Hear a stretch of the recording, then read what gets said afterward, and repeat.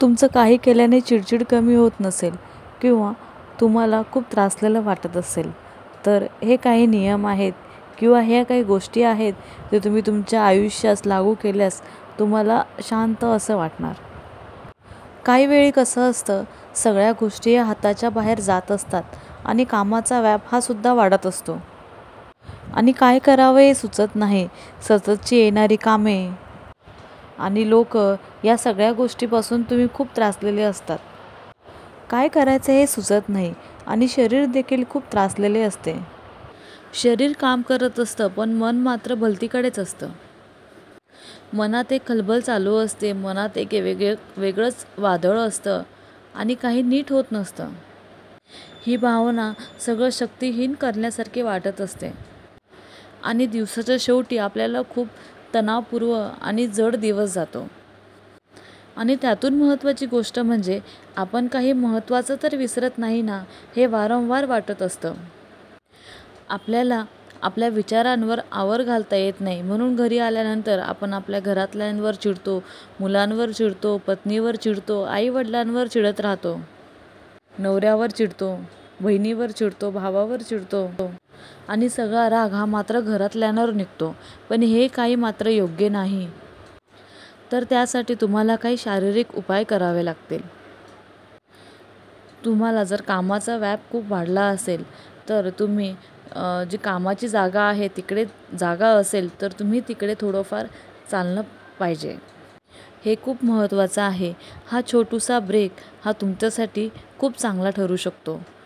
तुमचं मन प्रसन्न होऊ शकते किंवा तुम्हाला प्रसन्न वाटू शकतं आणि लक्ष दुसरीकडे असलं की तुमच्या मनालाही हलकं वाटेल आणि तुमच्या कामातही लक्ष लागेल.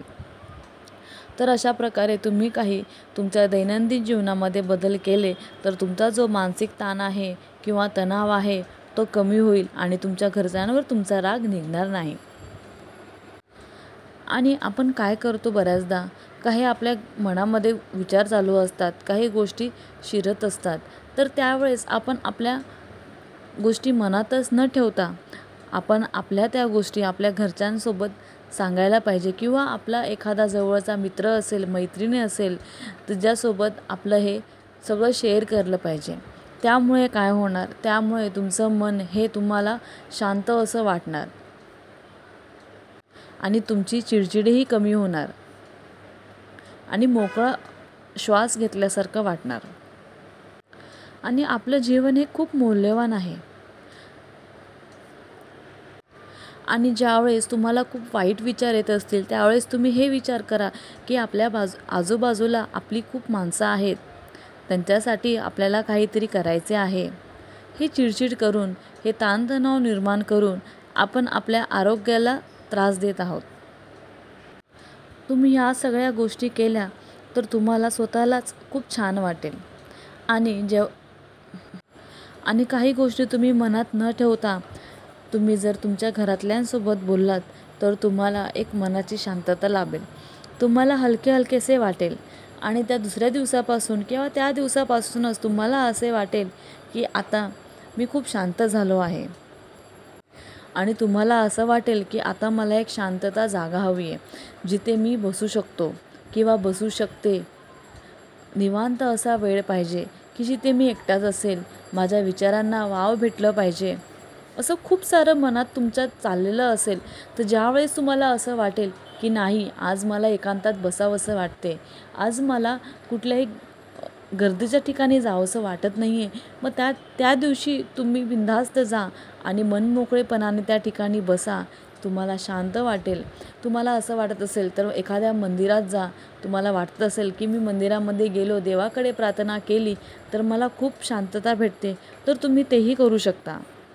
अशाने काय होणार, तुमचं जे घरातलं वातावरण आहे, जे तुमच्या ताणतणावाच्या स्वभावामुळे जे वातावरण बिघडलं आहे ते वातावरण सुंदर होऊ शकतं आणि कधी काळी तुम्ही तुमच्या कुटुंबासोबतही बाहेर जाऊ शकता. यामुळे सुद्धा तुमचा ताणतणाव आहे तो कमी होऊ शकतो. आणि हे सगळं झाल्यानंतर तुम्हाला जर शांत असं वाटत असेल तर तुम्ही 1 मिनिट असा मोकळा श्वास घ्या आणि आनंदाने जगा. आपण आपल्या आयुष्यामध्ये खूप अशा गोष्टी आहेत की ते आपल्या आयुष्याचा काही भाग नाही आहे आणि काही महत्त्वाच्या सुद्धा गोष्टी नसतात, तरी पण आपण त्या गोष्टीच्या मागे लागलेलो असतो, त्या गोष्टींचा विचार करत राहतो. तो विचार जर आपण टाळला किंवा त्या विचारापासून जर आपण लांब राहिलो, तर कदाचित आपले आयुष्य हे खूप सुंदर होऊ शकते. कारण आयुष्य हे एकदाच भेटते, ते पुन्हा पुन्हा भेटत नसते. त्यामुळे तुम्हाला जेव्हा वेळ भेटेल स्वतःला सिद्ध करण्यासाठी किंवा स्वतःला आनंदी ठेवण्यासाठी, तर तुम्ही ती संधी नक्कीच गमावू नका. कारण की तुम्ही ती संधी गमावली तर ती संधी तुम्हाला पुन्हा कधी येईल हे तुम्हाला कळणार नाही. आणि जर तुमच्या कुटुंबाला जास्तीत जास्त वेळ दिला, तर त्या पलीकडे आनंद हे कुठल्याच गोष्टीचं नसणार आहे. कारण की तुमचा कुटुंब जर आज तुमच्या डोळ्यासमोर हसतं खेळतं असेल किंवा आनंदी असेल, तर तुम्हाला ताणतणाव येणारच नाही. कारण की तुमच्या ऑफिसमध्ये कितीही ताणतणाव असला तरी तुमच्या घरातल्यांचे हसरे चेहरे बघून तुमचा ताणतणाव हा कमी होणारच. म्हणूनच राग हा कमी करणे अत्यंत महत्त्वाचे आहे. जर तुमचा तरीही राग कमी होत नसेल, तर तुम्ही रोज सकाळी योगासने करू शकता, तुम्ही ओमकार करू शकता. खूप साऱ्या गोष्टी आहेत, त्याच्याने तुम्ही तुमचं मन शांत ठेवू शकता. चिडचिड करणं तुम्ही टाळा.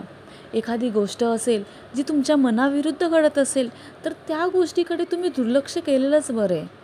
कारण की तुमच्या मनाविरुद्ध घडते म्हणून तुम्ही त्याच्याकडे जास्त लक्ष देता आणि जास्त लक्ष दिल्यामुळे ती गोष्ट सतत तुमच्या डोक्यामध्ये शिरत राहते आणि ती गोष्ट तुमच्या डोक्यात सतत चालू असते. त्यामुळे काय परिणाम होतात, तुमचं कामामध्ये लक्ष लागत नाही, तुमच्या घरच्यांकडे लक्ष नसतं. त्याच्यामुळे एखादी गोष्ट जर तुम्हाला आवडत नसेल, तर तुम्ही ती गोष्ट करणे टाळाच. किंवा तुमच्या मनाविरुद्ध होत असेल तरीही तुम्ही ती गोष्ट टाळा. पण एखादी गोष्ट जर तुमच्या आवडीची होत असेल, तर तुम्ही तुमचं मन, तुमचं शरीर पूर्ण त्या गोष्टीला लावा आणि ती गोष्ट 100% सक्सेसफुल करा. त्यामुळे मी असं सांगते की लाईफ हे वन टाईम आहे, ती पुन्हा पुन्हा भेटणार नाही.